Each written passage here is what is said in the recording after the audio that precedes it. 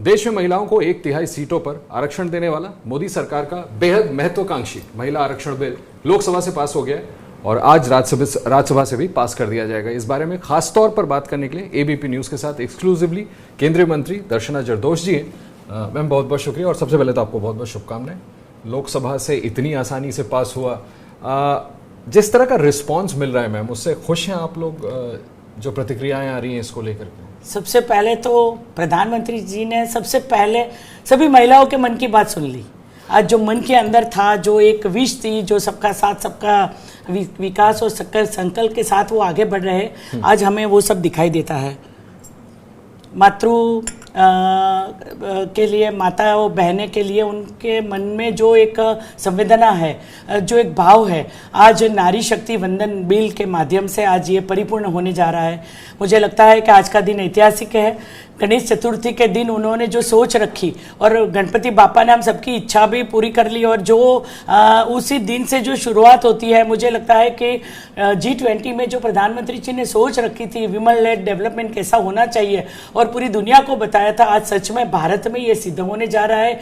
कई सालों की मेहनत के बाद में, अपेक्षाओं के बाद में महिलाओं के मन की बात आज पूर्ण होने जा रही है और इसके लिए आपके माध्यम से प्रधानमंत्री जी को बहुत बहुत धन्यवाद। दिस वाज लॉन्ग ओवरड्यू, बहुत साल लग गए।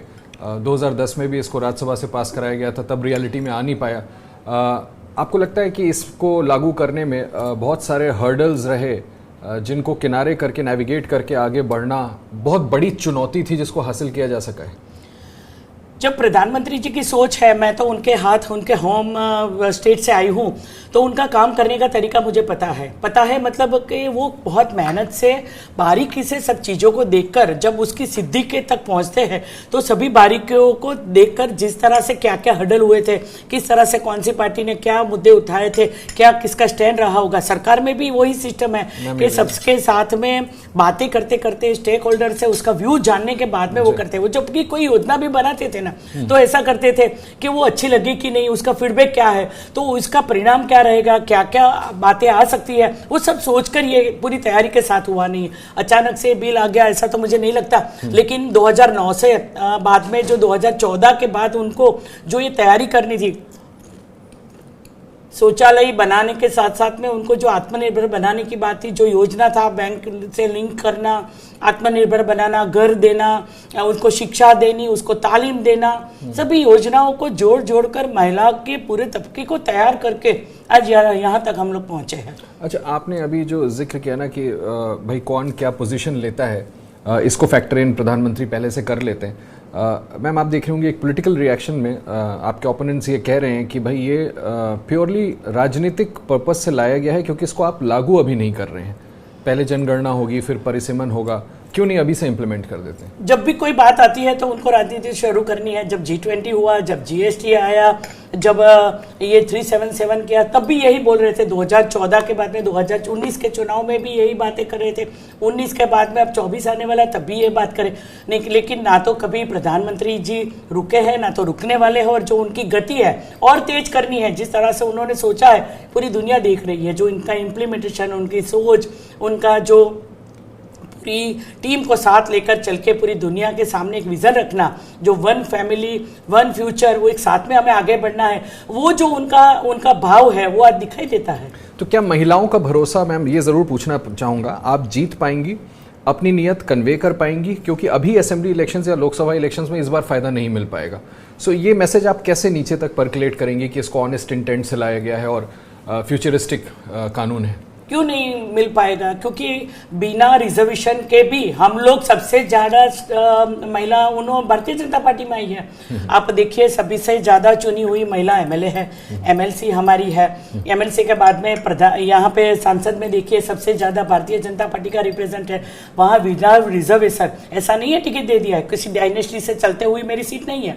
जब वो सीट दिया गया तो पूरा ध्यान रखा गया कि सातों सीट बीजेपी विन हो जाए, वहाँ संगठन अच्छा हो जाए, उसके माध्यम से उन्होंने क्रमशः उसका आगे बढ़ाया। जिस तरह से 2009 में 3 महिला गुजरात से, फिर 2014 में 4 महिला, खुद की सीट की भी महिला के लिए खाली करी, फिर 14 के बाद 19 में 6 सीट, तो जैसे जैसे आगे बढ़ता गया, समय चलता गया, महिला तैयार होती गई, तो पार्टी के अंदर भी, संगठन में भी सबसे ज़्यादा महिला ऑर्गेनाइजेशन में भी उनको रखने के साथ में, उनको तैयारी के साथ में सत्ता और संगठन दोनों पहिए एक साथ में चलते हैं। जिस तरह से अमित भाई शाह जी ने जब पूरी देश की, दुनिया की सबसे बड़ी पार्टी बनाई, तभी मुझे पता है कि उस समय हमने पूरी टीम, हम लोगों ने एक दौरा किया था जहाँ सरपंच से लेके एमएलए से लेके एमपी से लेके सब लोग साथ में बैठकर तय किया था कि किस तरह से हमें आगे बढ़ना है। छोटी सी छोटी चीज, जैसे परसों उनका प्रधानमंत्री का जन्मदिन था, 17 तारीख को उन्होंने पूरे देश के लिए जो विश्वकर्मा स्कीम, पीएम मित्र विश्वकर्मा स्कीम का लॉन्चिंग किया,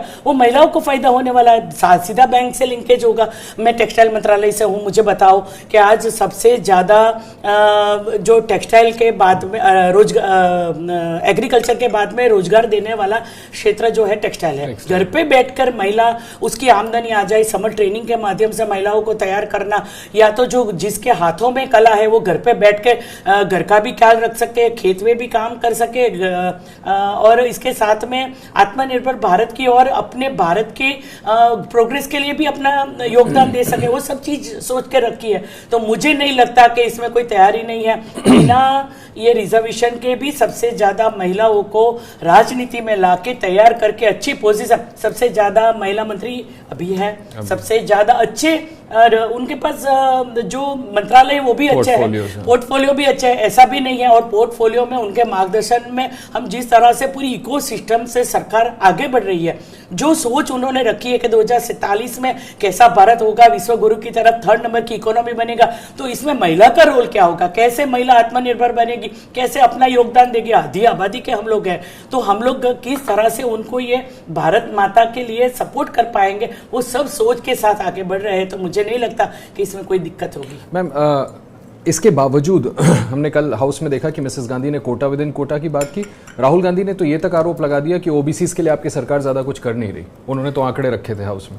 मैं तो खुद ओबीसी से हूँ, मैं छोटे तबके से हूँ। जब मुझे मंत्रालय दिया गया तो कभी मैंने नहीं सोचा था कि एक दर्जी समाज से पूरे देश में पहली बार कोई मंत्री बन रहा है। मैं तो उस समय भी बहुत खुश थी, और मेरे यहाँ से जितने लोग मुझे जुड़े हुए हैं सब लोग जुड़े, सब लोग खुश है। और उनको टेक्सटाइल मंत्रालय देना, टेक्सटाइल मंत्रालय के साथ की सबकी योजनाओं से जोड़ना, पूरे विजन के साथ में वो आगे बढ़े हैं। ओबीसी से वो खुद है, खुद प्रधानमंत्री है, सबसे ज्यादा 29 अभी जो अपनी पूरी काउंसिल है इसमें पूरे मंत्री है हमारे यहाँ। कल अमित शाह जी ने पूरे आंकड़े दे दिए, उन्होंने तो अधिकारी का बोला, क्योंकि उन्होंने अधिकारी के माध्यम से ही काम किया है। सत्ता संगठन में कितने % है उसके बारे में सोचा ही नहीं है। और ओबीसी के ऊपर आक्षेप करना उनकी पुरानी आदत है। आपने देखा होगा चुनाव के समय भी प्रधानमंत्री जी के कम्युनिटी पे उन्होंने कैसे आक्षेप किया था, अभी बचकर निकले हैं। फिर भी ऐसा है, मुझे लगता है कि राजनीति करना उनकी आदत हो चुकी है। जो फ्रस्ट्रेशन सत्ता से दूर रहने का है वो सब दिखाई देता है। अच्छा, बस एक आखिरी सवाल मैम, आपको पार्लियामेंट भी जाना है। मैं ये इस पे आपकी जरूर राय चाहूंगा कि क्या आपको लगता है कि मैम जब तक ये कानून लागू नहीं होता तब तक कम से कम इस बिग स्टेप के बाद क्या ये बेहतर नहीं होगा कि सारी पॉलिटिकल पार्टीज कम से कम अब से 33% सीटें देना शुरू ही कर दें?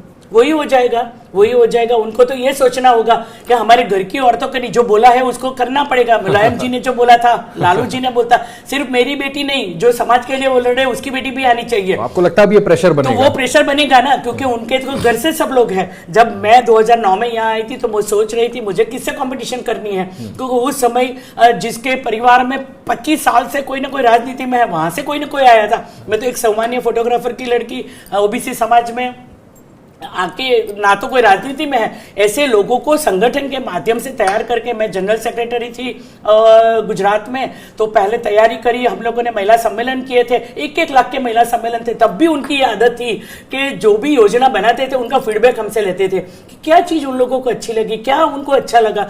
तो मुझे एक इंटरेस्टिंग बात बतानी है कि जब उन्होंने पहली बार एक जो हमारे आदिवासी क्षेत्र में 25,000 महिला इकट्ठा हुई थी, उन्होंने जब उनके लिए बताया तो 3 चीजें उनको सबसे ज्यादा इफेक्ट हुई थी। सबसे पहले उनको उनके नाम पे घर देना, जो महिला अपने नाम के सशक्त हो जाएगी, वो उनको बहुत अच्छा लगा था।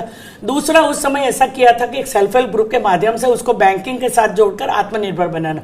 और तीसरी बात थी कि आप स्कूल में दाखला लेते हैं तो पापा का नाम होना चाहिए, पिता का नाम होना चाहिए, लेकिन माँ का नाम भी होना चाहिए। ये 3 चीजें महिलाओं को इफेक्ट कर गई थी। घर का सपना दिखाने के राजनीति नहीं कि आज पूरे देश में देखो, मैं तो कहीं पे भी जाती हूँ, मैं मिजोरम गई थी, मणिपुर गई थी, नागालैंड गई, बोडोलैंड गए, सभी जगह पर जो एक घर बने हैं, घर का सपना जो हो, इसी के कारण वो जो आता है ना चीज निकल कर कि वो अन्याय क्यों सहन करती है, तो वो सशक्त हो चुकी है। और वो सशक्त होने के कारण उनमें जो कॉन्फिडेंट है घर पे बैठ के काम करना, आज भी मेरे क्षेत्र में आप देखिए टेक्सटाइल से लेके सभी क्षेत्र में इतनी ट्रेनिंग हो रही है, जो कला लुप्त होने वाली उसके ऊपर पूरा फोकस है। ओडिशा की बॉम्बकिन साड़ी हो, पाटन का पटोला हो या जरदोसी काम हो, सबके लिए ट्रेनिंग वर्ष चल रहे हैं और उसके लिए पूरी स्कीम बनाई है। तो ये स्कीम के साथ हम आगे बढ़ रहे हैं, तैयारी के साथ आगे बढ़ रहे हैं। तो उनकी सोच भी अच्छी है, नीयत भी अच्छी है, हमारे प्रति उनका जो उनके प्रति हमारा आदर है और भी बढ़ गया है।